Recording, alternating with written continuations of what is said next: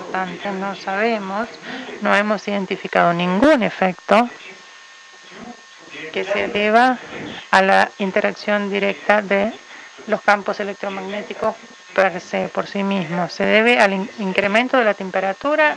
Es lo mismo que podría ocurrir si nosotros pudiéramos calentar mediante distintos mecanismos, y por eso se llaman efectos térmicos. ¿Cómo nos manejamos con estos efectos? La mejor manera es relacionarlo con los campos externos, con la fuente, con la exposición.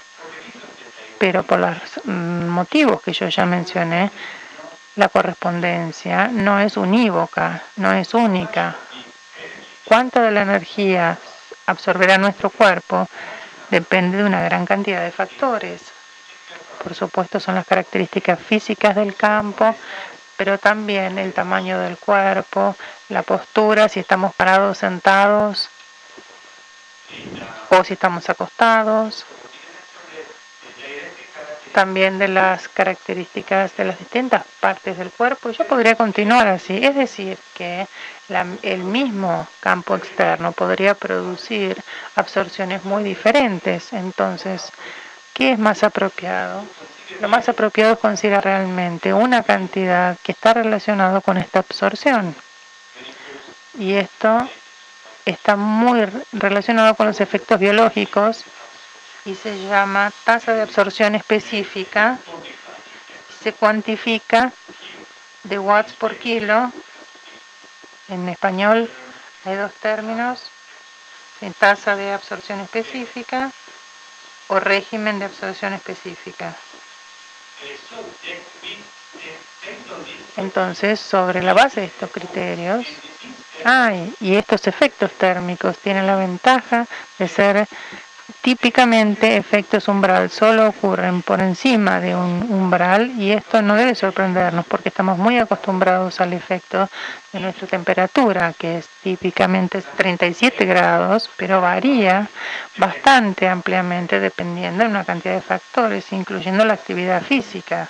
Solamente movernos, nuestras actividades diarias, caminar solamente, genera un incremento de temperatura. Correr, hacer jogging, correr una maratón,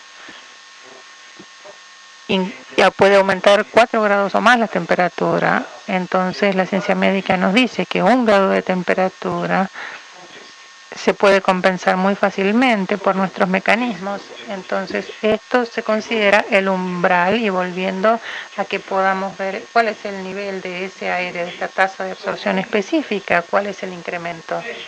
Una vez que establecimos cuál es el umbral, es fácil desarrollar límites de exposición creíbles y confiables, también porque el efecto muestra aquí, yo les estoy mostrando en esta diapositiva los colores de los semáforos, la región roja, donde hay efectos, y nuevamente muy generales.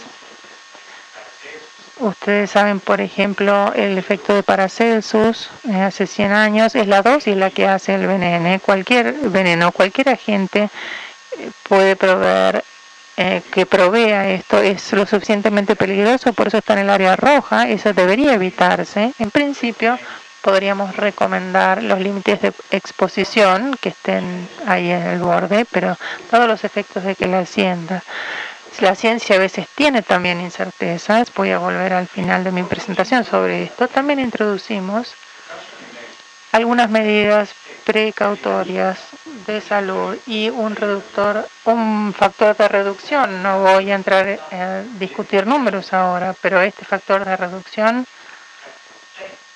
es un efecto de 10 para la exposición y de 15 para el público en general. Esto quiere decir que lo que recomendamos es no exceder un valor 15 veces más bajo que el mínimo umbral para los efectos biológicos en la salud, que son efectos menores. No voy a insistir sobre esto. Y todo eso es muy consistente lógicamente y es muy útil en muchas circunstancias, pero tiene algunas limitaciones, por supuesto. Estos límites se expresan en tasa de absorción específica, y esto es interno al cuerpo y obviamente no se puede medir. en la práctica.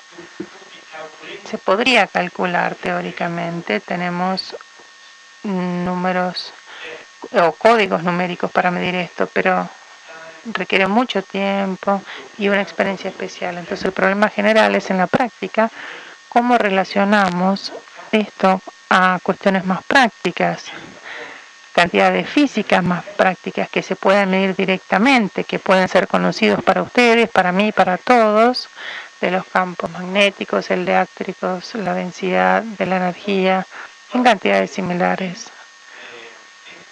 Y esta es la tarea, la dosimetría. Hay criterios para establecer la correspondencia y, repito, depende en gran parte de una cantidad de factores en el enfoque que se usa de manera muy prudencial, y hay que asumir lo que llamamos la condición en el peor de los casos, es decir, la condición específica relacionada con un factor que crea el peor efecto de absorción de energía en el cuerpo. Pero dado que los factores son muchos, podemos comprender que asumimos el peor caso para cada uno de ellos. Entonces, esta correspondencia está definida, por ejemplo, para una persona que está en presencia de un campo electromagnético que está polarizado verticalmente.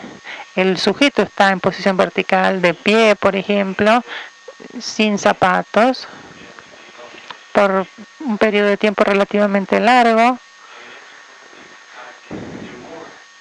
y las propiedades son las peores de todas las que se podrían encontrar. Tiene un tamaño especial porque el cuerpo se comporta como una antena.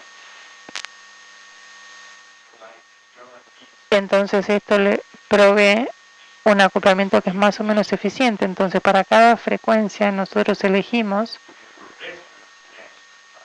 el largo de resonancia del cuerpo para lograr ese máximo de acoplamiento. Y la probabilidad de que todas estas condiciones se confluyan en momento real es muy bajo. Quiere decir que la verdadera exposición de las personas, incluso en la presencia de un campo alto, es mucho menor de lo que se puede evaluar por este proceso. Y esto es la base para nuestra recomendación. Esto significa... Bueno, aquí está la explicación de lo que acabo de decir, así que la voy a saltear y voy a la próxima.